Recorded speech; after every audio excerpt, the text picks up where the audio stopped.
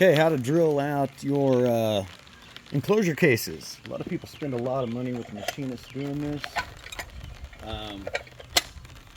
I've got a drill press, I've got bits. Really, you only need one bit, and that's a step bit.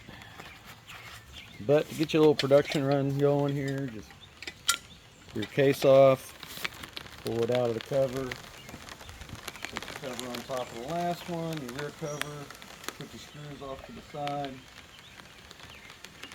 Take a nice piece of medium, somewhere between soft and hardwood. This is white maple, I believe. Isn't super hard. That way, if a hard piece does go in here, it will go into the wood rather than scratch through your paint, hopefully. But if you don't drill with the back on, it seems like you'd want to catch all your aluminum shavings inside of it and then dump them, but you just scratch up the whole back of your thing, or you got to put tape on it, whatever, it slows you down. Set it over there, throw the thing on your piece of soft wood, make sure you got no shavings. And the next step is, when you're having them printed, make sure they print registration marks in the proper diameter. We know this is going to be a 1/4 inch or a 6.3 millimeter hole. This one's going to be the next step up on a step bit, which would be a 6.5 inch drill for these basically 16 millimeter pots with pretty much 6.5 millimeter thread, 6.3 millimeter shaft. So we want to go at least 6.5 millimeter on those. That is within reason of our step bit. And so all our controls are going to be that same size. Then our LED Fresnel lens is going to be 1/4 inch as well, or it's closer to 6 millimeter, but fuck it. The LED, if you do it the way I do, will hold the Fresnel in. It's never going to fall out. Then we've got, that's pretty much it for this side. Then go ahead. The nice thing about a step bit is you can start your pilot hole. Then you can keep drilling, and you can monitor how close to that registration ring you are on there and get right up on it, just like a CNC pretty much, if you're paying attention. And there we go. Secondly, take your step bit and mark your smallest step we're going to drill is going to be that 1/4 inch mark there, which on this bit comes down to like 0.245, which is freaking perfect because that fits everything I need. Fresnel lens, mini switches. Then keep a little pile of your components over here ready to go, so you can put them in there and just check your holes real quick. Drop the pot in the hole, hey, fits. Wiggle it around, damn, too big, screwed up. Same with your switch, mini switches and Fresnel lenses are the Fresnel lens. Same thing as a lighthouse lens, basically. But those share the same hole size. Pot, 6.5 millimeter.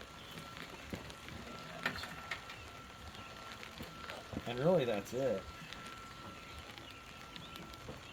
If you want, I can drill the whole thing while we're here. Fuck it, might as well. I've got much better to do. This makes this less boring for you. Okay, LED lens first.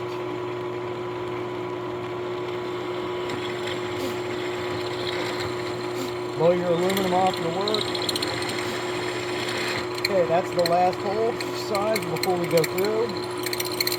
You can see that Sharpie mark on there, it's black. Go ahead and just pop that right through and then immediately back up. We want it to be tight. If you sit in that hole on that step for too long, it will, just through vibration, make that hole bigger. So you want to pop through and let go immediately. That way you'll have a really tight Fresnel lens. Same with the switches on the side. They aren't as, tolerances don't have to be as straight on those. I mean, they do have to be as straight, but the diameter of the cut doesn't have to be as perfectly 1/4 inch. So if you feel like it, you can linger in the hole for a bit, so to speak.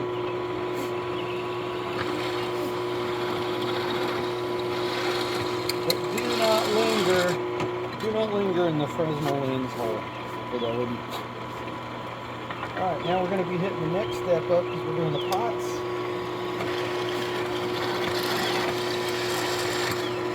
Looks good.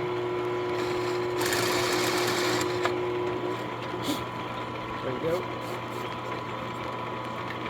Eyes kind of suck, so we will check this.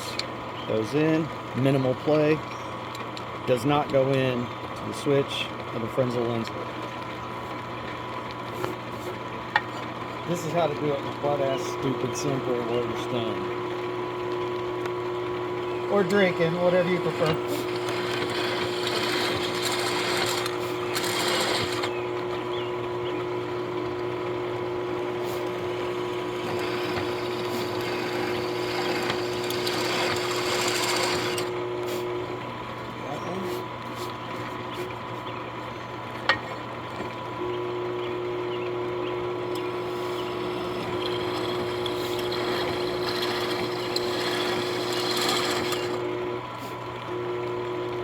Blow your aluminum shavings off too, every cut. We're halfway through it. Anytime you can't see your registration marks, blow the dust off.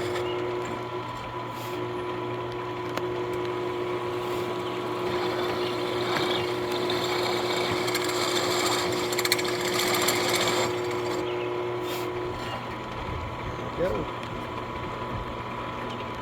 Go ahead, check all your holes.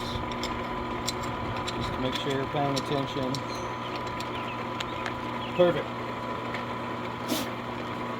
Now the final hole for the switch, that's why I got these big holes through here, which is fine to make big holes. The more big holes you have in this, the more aluminum will fall down in them. Eventually this will be like a nice piece of Swiss cheese. It'll hold the wood, but all your shavings will fall down into the holes. You can knock them out when they get full, but those get the shavings out of your way. So you want a whole bunch of Swiss cheese in here eventually. This is just a new one. I couldn't find a lot of them. Probably used it on a project. Okay, that's our last hole right there. Last depth of we're centered in the ring. Now just shove it through. Not too hard, you don't want to break the aluminum, but just go fast once you get there.